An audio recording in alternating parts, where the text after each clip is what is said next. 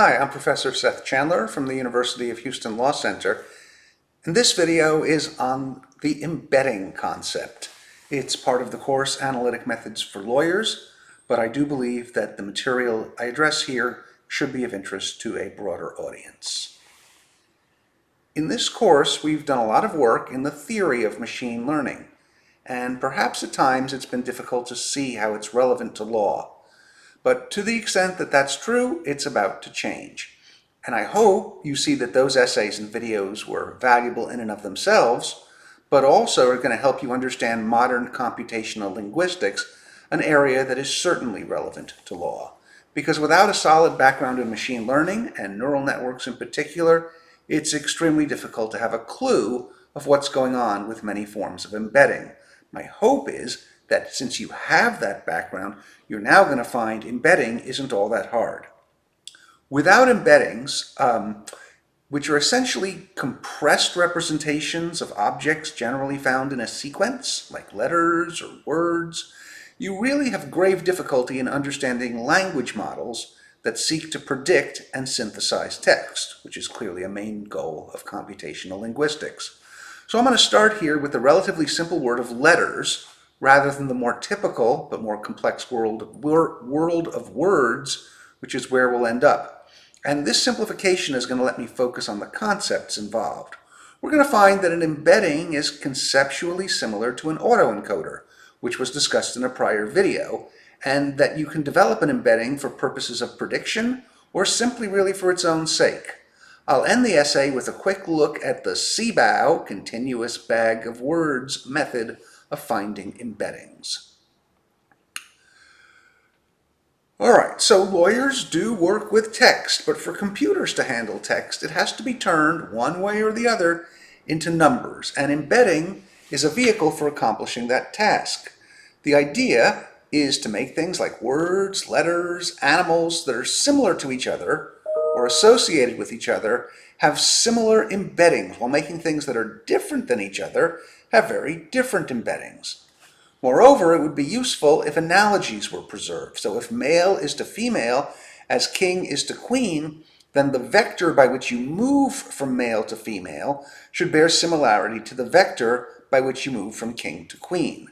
And once you have embeddings, then many tasks in computational linguistics become possible, such as I mentioned in the introduction above, a language model in which you predict new letters or words from the sequence of prior ones. So we're going to take a look here. We're going to start with letters, and at the end of this video we will look at words, and then words will become a major subject of the next video and beyond. All right, in doing our work, we got to start with a corpus. The corpus is training data for the embedding operation. And what I'm going to use are a bunch of cases the Supreme Court decided during its 2020 term. There are about 10 million characters in them. It's available in this file, which I've stored in this efficient way, and it's available to members of the class on the Wolfram Cloud. So let's go bring that in. All right, there it is. We're going to use string join to put all the cases together into a corpus. All right, there it is, 10 million characters. And now I want to make it a little bit simpler for ourselves. I'm going to put everything in lowercase, and I'm going to get rid of anything that's not a word character. So any weird characters that are in the Supreme Court opinion, we're just not going to play with them. All right. And we can also turn the string into a list of characters. So each will have a list, and each element of the list is a character.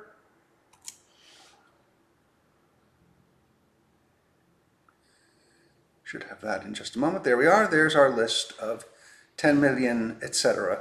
characters. Okay? And you'll notice there is glop in the corpus, like, login, sign up information.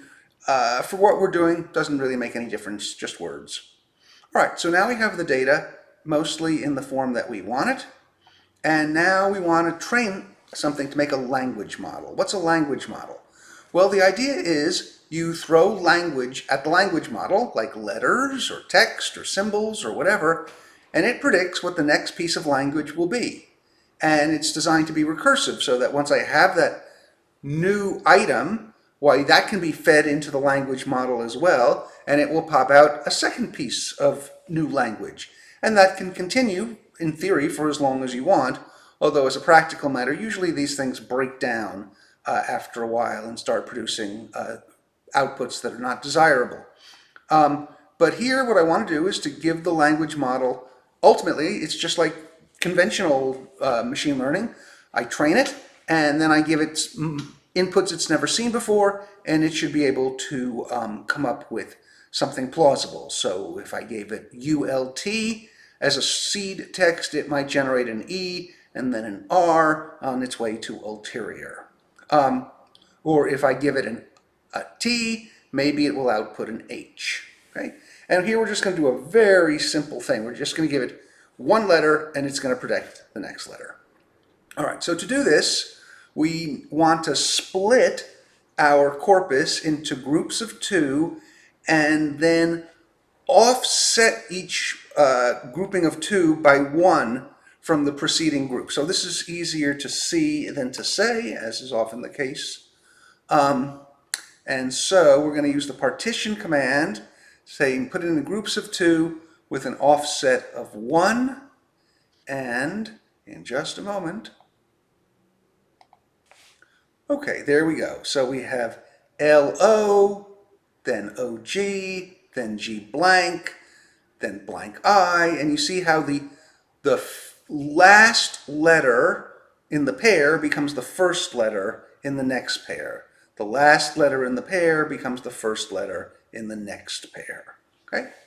So, and basically this is because we want to say, hey, when you see an M, what comes next? An A. And when you see an A, what comes next? An R. So we still need to get it into a form a neural network's going to like, and I'm going to put it in as an association in which the first element here, the L, the O, the G, the space, the I, the N, the space, the space, the space, are all the input elements, and the outputs are the O, the G, the space, the I, the N, the space, the space, the space, the space, the S, the I, etc. And that's what transpose is going to put this matrix of characters on its side, and then we'll association thread it with input and output. And in just a moment, we will have a nice piece of data. It takes a little longer when you're working with 10 million elements than it has in the past, but there you go.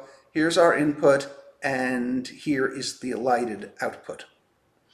All right, we need to define the alphabet on which our machine is going to be training, and it's just all the characters. And what union does is union deletes duplicates, and then it sorts the characters that are left. So we do that, and in a moment it's going to be done. All right, so these are all the characters it found. It found some funky things with accents and over the characters, but mostly we have English language characters. Or traditional English language characters. All right, so it's time to create an embedding. Creating an embedding is a lot like creating an autoencoder, and that's actually one of the reasons we studied autoencoders. The idea with both is that you're reducing the dimensionality of the data, but in a way that it's still meaningful. Now with autoencoders, the idea was you destroyed information and then you reconstructed the information itself from what was left. With embedding, what we want to do is destroy information, but not reconstruct the letter itself, but reconstruct the next letter, the context for the letter. And here that context is the next letter. So if you do that destruction, that compression sensibly, you ought to do it in a way such that you can then build layers that are likely to be able to predict what the next output is. Because if you do a lousy job with the compression, then no matter how wonderfully architected you've made the following layers of the neural network, it's basically impossible to predict anything because you don't have a good representation of the data. And so the hope is that through some training, you will basically train the network to produce good representations of the data from which the following letter, the target, can be reconstructed. And so just as with autoencoders, we built a neural network and then we threw some of it away. That's going to be the case with embedding. We're going to build a neural network that predicts the next letter, but on this occasion, we're not really interested in that prediction. All we want are the embeddings that were used from which you sort of started building up the neural network, because those embeddings are themselves valuable. All right, so how do we do that? Well, we make use of something called an embedding layer. And these layers take data in the form of integers, or things that can be converted into integers, and then it represents them as values in a vector space. So maybe it takes in the letter Q, which might be letter number, I don't know what Q is, letter number 17 in the alphabet. So it takes 17 and it turns that into perhaps two numbers, 1.318, negative 0.4. And if I gave it J, the 10th letter, it might turn that into 4.21 and 0.93. Okay? So we're going to see this, I'm going to create a little toy embedding layer here that's going to accept integers from 1 to 5, that's the second argument, and it's going to return two values, that's the first argument. So we'll initialize that. There's our embedding layer. And now if I apply that embedding layer to the numbers 1 to 5, I should get 5 pairs of two numbers. And there we go. And that is the untrained embedding. That is, there's an array in here that's going to be trained, but at the moment we haven't done that. And so you just get whatever its initial settings are reflected back. If, by the way, you wanted to get the weights inside of the embedding layer, you're just going to use net extract. Give it the layer name, tell it, hey, could I have the weights, please? That's going to produce a numeric array, which is not really human readable. So to make it human readable, we'll normal it, and then to make it even prettier, we'll matrix form it. So those are the weights inside the embedding layer, and you can see they're exactly the same as the embedding itself. All right, so that if you know the weights of the embedding layer after training, then you know how to represent each symbol that the neural network has been given to process. All right, let's build up our network. We're going to start, it's just going to be a net chain. We don't have to do net graph. We can just do a nice, easy net chain. We're going to start with an embedding layer that's going to go from however many glyphs we have. Glyphs are those basically letters or letter-like forms that are in the Supreme Court decisions. We'll boil it down to two values.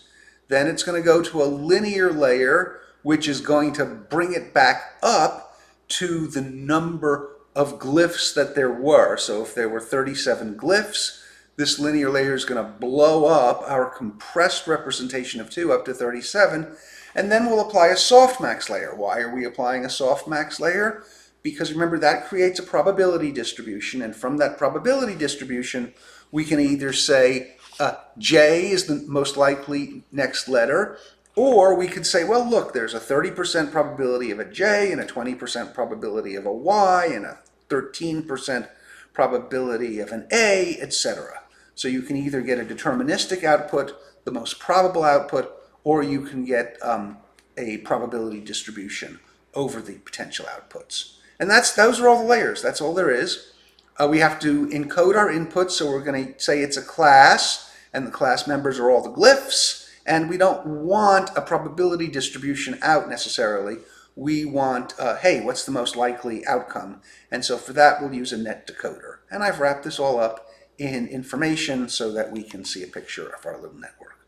So here it is, really a much simpler network, for example, than when we had autoencoders. You go in, I guess there are 52 glyphs, and we're going to have an embedding layer, and that's going to boil it down to 2.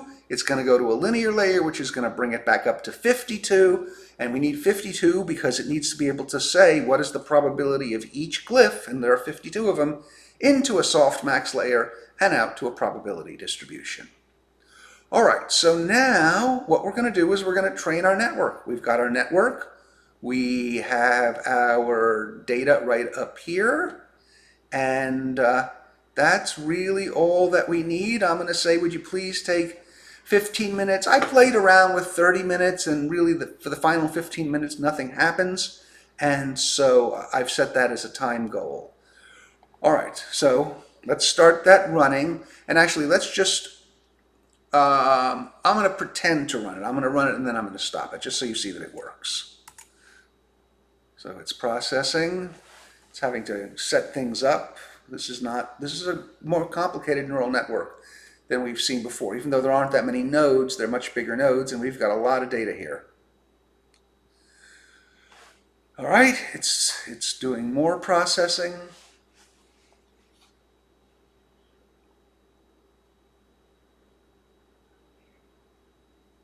All right, and now it's training, and you can see it's making some progress in reducing the loss. It's still making erroneous guesses as to the correct answer 75% of the time, but that's because it's hard in English to know exactly what letter is coming next.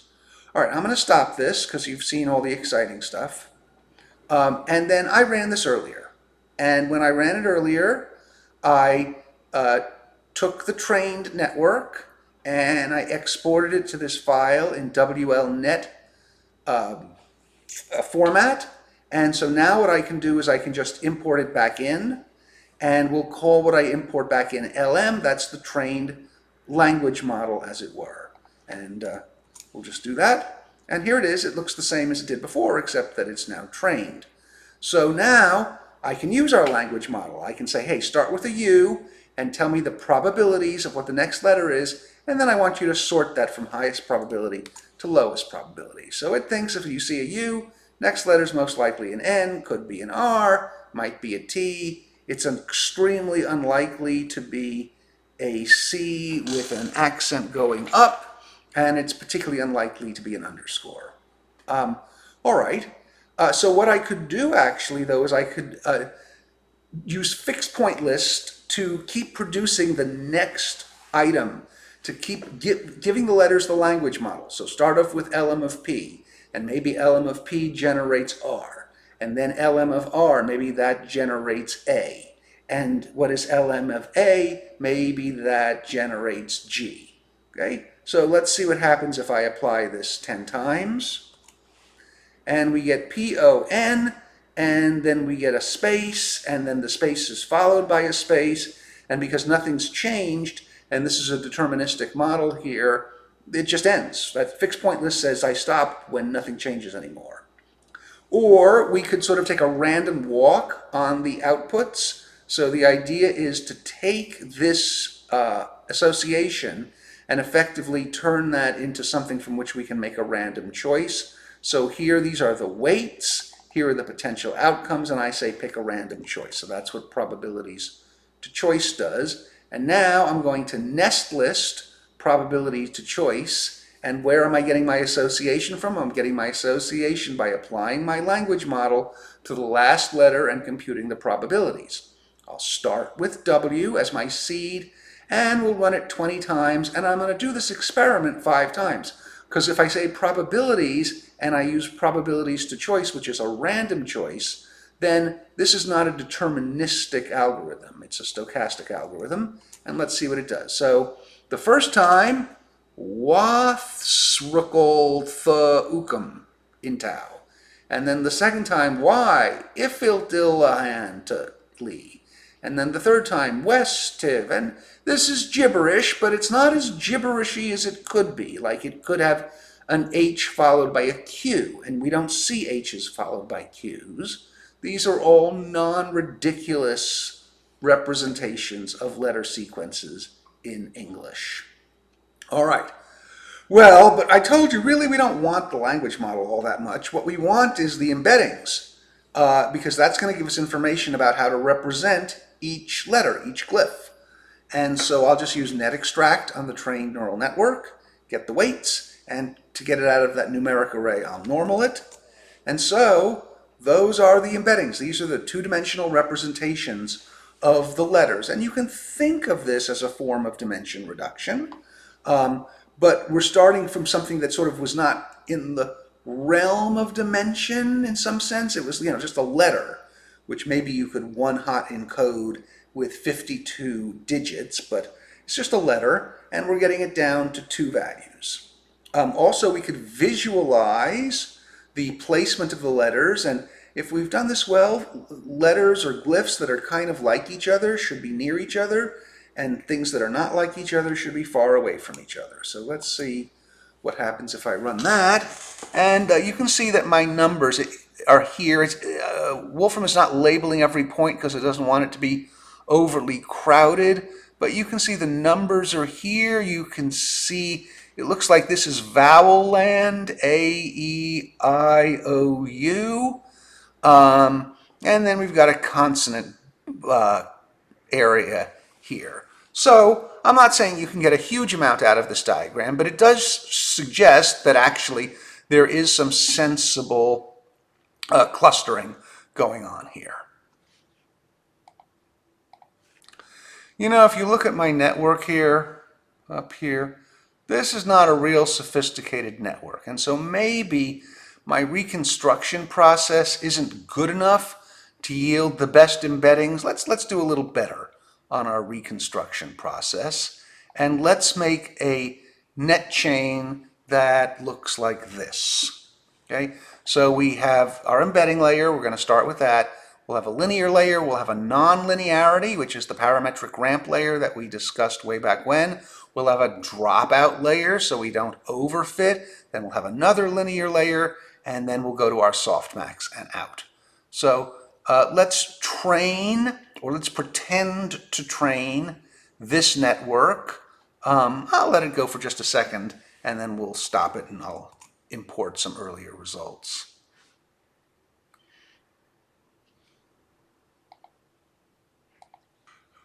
All right, I paused it and I'm resuming, and we can see that it is training. To me, it doesn't look like it's doing a heck of a lot better, but I think ultimately it's going to end up doing better. Anyway, I'm going to stop this. Try to stop it. Stop, please.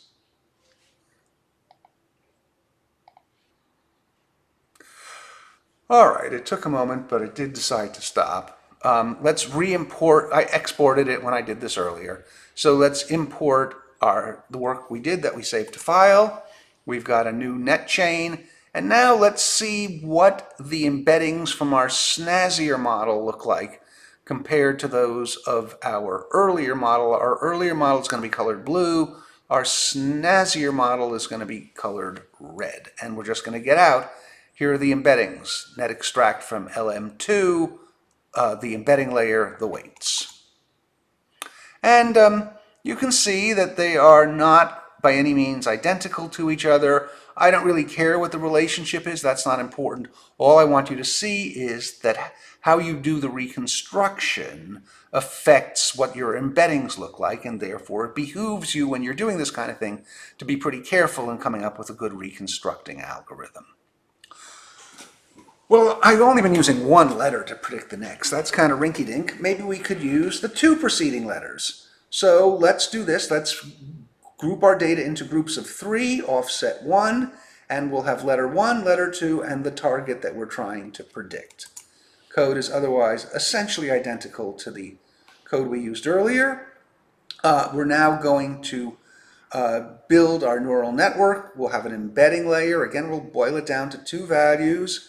Now, you'll notice this net array W, and you'll notice it here, net array W. This is something new. The idea is that both the first word and the second word have to be embedded. They have to be turned into numbers, otherwise the computer doesn't know what to do with them. But embeddings have to be the same. We can't have, oh, letter 1, you get this embedding, and identical letter 2, you get a different embedding. So the embedding layers have to be synced with each other so that we end up with a consistent embedding from character or glyph to vector. And so by designating the weights and saying, hey, this is W and this is W, this is how you tell the Wolfram kernel to sync these 2 layers. Then it's basically the same. A catenate layer, a linear layer, a non-linearity, a dropout layer, I added another linear layer. I guess I did that earlier. Into a softmax layer, and we'll use a cross-entropy loss layer to figure out how good our fit is. All right, there are all our layers. Here are our edges. Basically, what we have is the first word goes to an embedding layer. The second word goes to a different but synced embedding layers. Both embedding layers go to the catenator that we discussed in connection with the Titanic and elsewhere. And then we push it through to a linear layer, a non-linearity, a dropout, another linear layer, a softmax, and a loss layer. All right, so those are our edges, and let's build our network. All right, now there's a respectable looking network. Okay, the letters come into the embedders get catenated, push it through the chain, it ends up at the softmax layer, which is going to produce a list of probabilities, an output, and then we're going to compute our loss by looking at what the distribution of target words we predict versus what the target word really is, that third word in our sequence of 3 letters. I'm sorry, third letter in our sequence of 3 letters. All right, so I'm not even going to pretend to train this here. I did it earlier, I exported it to a file, and I'm going to bring it back in. All right, there's our trained network, and let's see what the embeddings look like now. And they're different yet again. Okay, so all I'm saying is that there's a linkage between the embeddings and the data that you use, like how many letters do you use, as well as the structure, the architecture of the network that you're doing for reconstruction. Okay. So, thus far, what I tried to do was to train a network to make predictions. It would see, oh, I see the last 2 letters I got were a T and an H. I'm thinking the next letter is an E. Okay? So I haven't permitted the network to see what came after the hypothetical E, like maybe an A came after it, maybe a T came after it, in which case there aren't too many words that go T-H-E-T, but there are words that go T-H-A-T, and so it might change its prediction. But that's cheating, okay? Because I'm looking at what actually happened to predict what happened before that. And so you wouldn't want, in a model trained on prediction, you wouldn't want to give it information about what letters came afterwards, only letters that came before.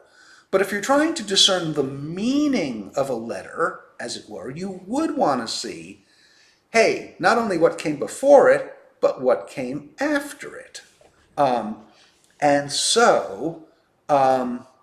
What we're now going to do is we're going to break our string of characters into groups of 5 and basically try to reconstruct the middle character, the third character, from its 2 left and 2 right neighbors. And the idea is that since words that go together have associated meanings, we're going to basically learn something about the meaning of the target word that we'll then be able to use for embeddings.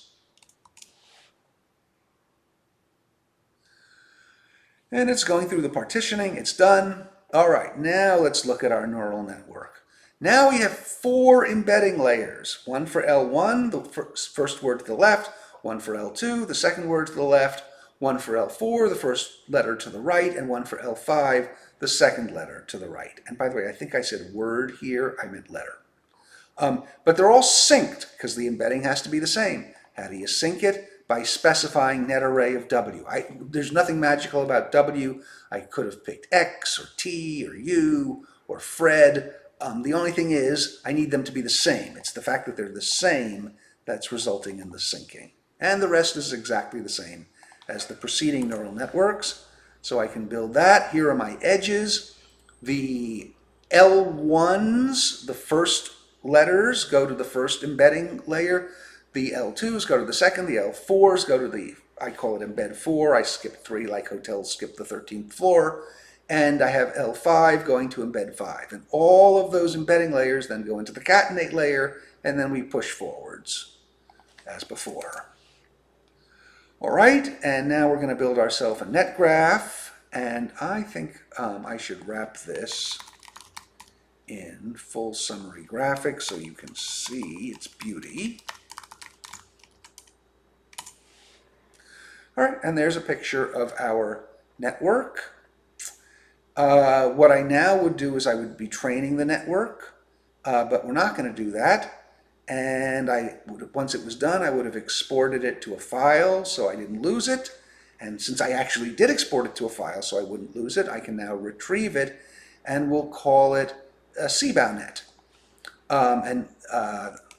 so we bring it in, and now we can look at, we're going to get the embeddings, we'll normal them to get them out of that pesky numeric array, and we'll take that and the glyphs, we'll use map thread of label to attach the glyph label to each embedding, and then we'll plot them. And so here is an embedding of letters using this CBOW continuous bag of words method, and you can see our vowels are nicely together, A, E, I, O, U, an A with an accent there and an I with some kind of accent there. I don't know what that's doing. We have our numbers clustered up here, and then this looks like it's consonant land up here. All right, so what I just did, just to be clear, is I'm trying to derive the meaning of letters, such as they are, from the surrounding letters. And when you do that, that's called a continuous bag of words model. Now, I just did it on letters. I only did it on letters because it's simple. Let's now do it sort of on a real problem, which is trying to figure out word embeddings. Okay, so now we're going to do something, as I said, more conventional. We're going to try and figure out the meaning of words using numbers. And to do this, I'm going to use a slightly different corpus than I did for the letters. These problems can get rather large, and I don't really want to focus here on the pragmatics of training large neural networks. Instead, I want to focus on the concepts. But I'm going to make it a little more challenging. We're going to have 5-dimensional embeddings. And I'm just going to take the first 10 cases in the Supreme Court set and join them together.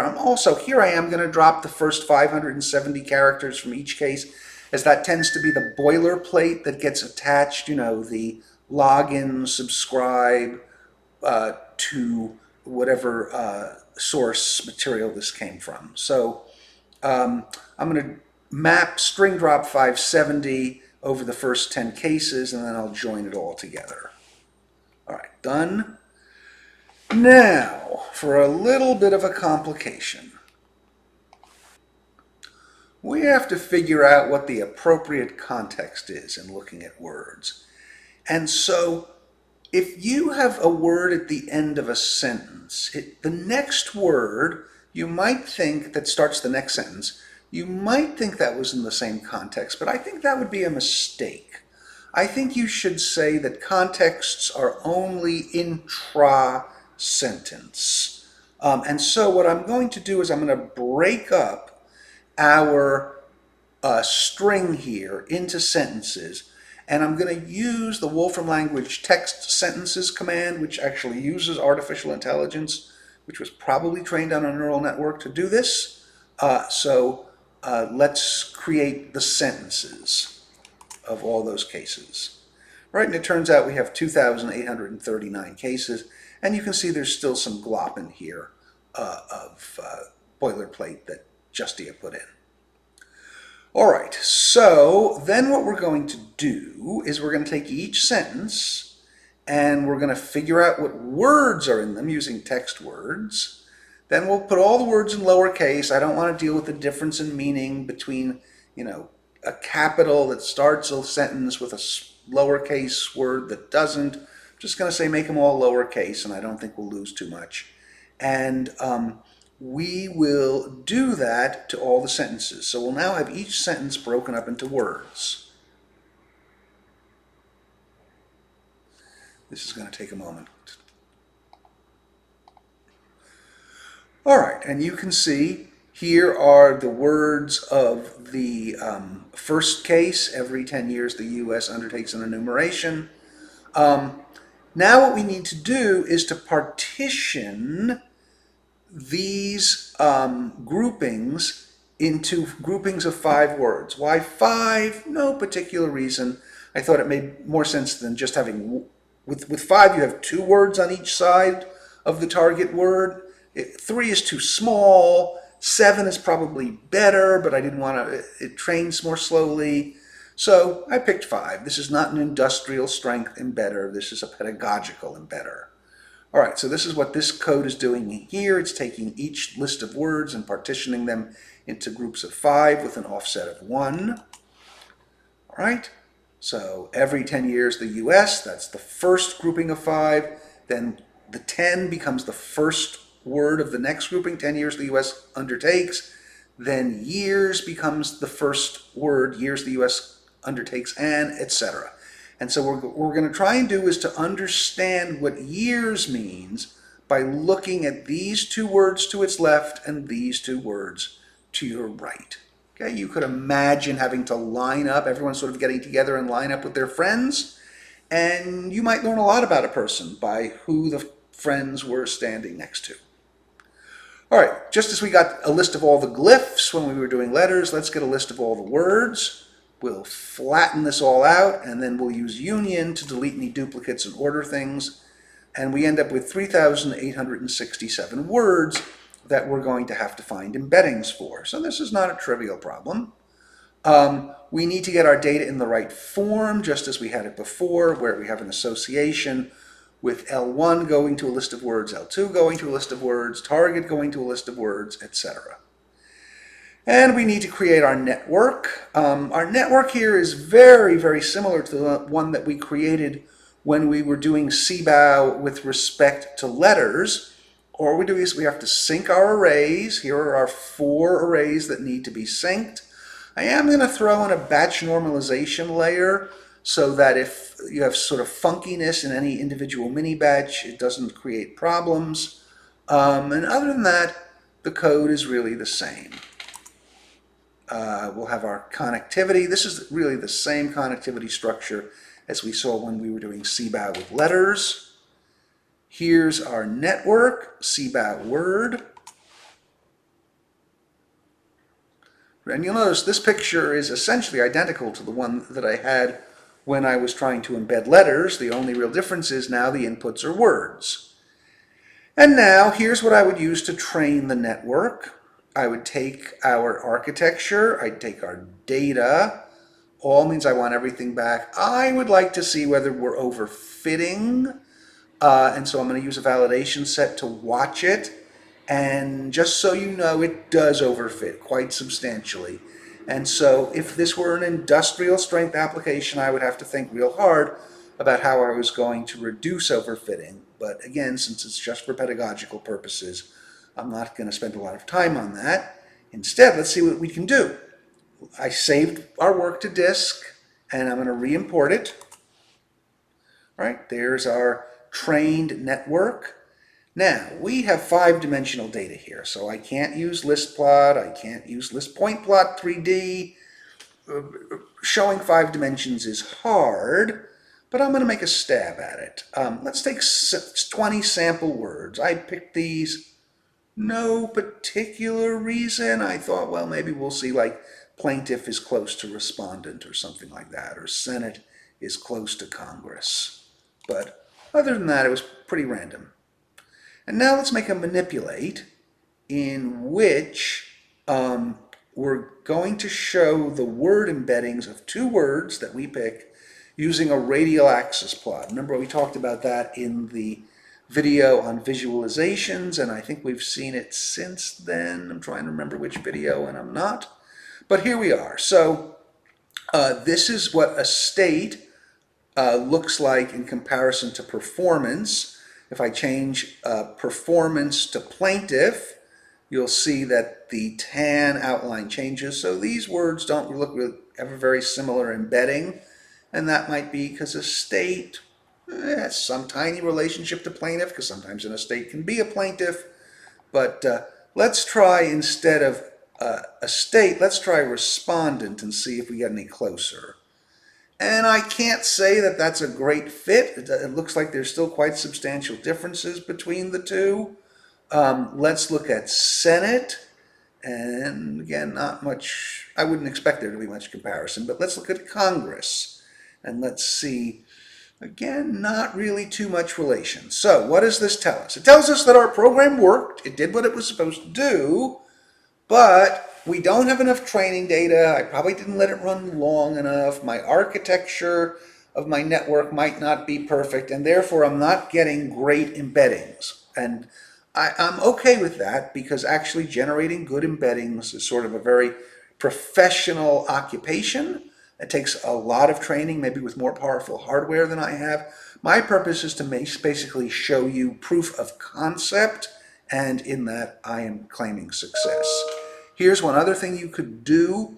You could take a word and try to find out what words are closest to it. So we'll develop a nearest function, and then we're going to say, hey, what 5 words are closest to allegations? Well, allegations is real close to allegations.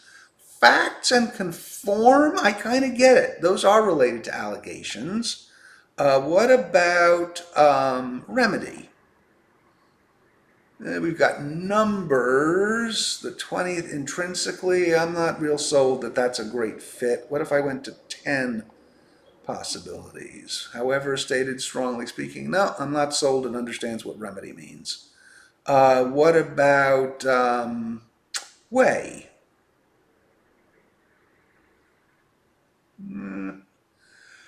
All right, so I'm going to claim technical success here, although I would never use what I just did for any practical purpose. But really, as I said, what I was trying to show you was the idea behind one form of embedding, and this is to use the continuous bag of words model, as it's called, where you're trying to understand a word from its context. All right, and that basically concludes our first video on the embedding concept. In the next video, we'll go on to show how embeddings can be done an alternative way and also begin to give you some idea about what you might actually use these embeddings for once you have them. Also, a shout out to the Rasa YouTube channel, which kind of gave me the idea for using letters rather than words as a way of introducing the embedding concept. That makes it a lot simpler, I think, to understand at first, and also a plug for some of their other videos, which are excellent as well. Thanks.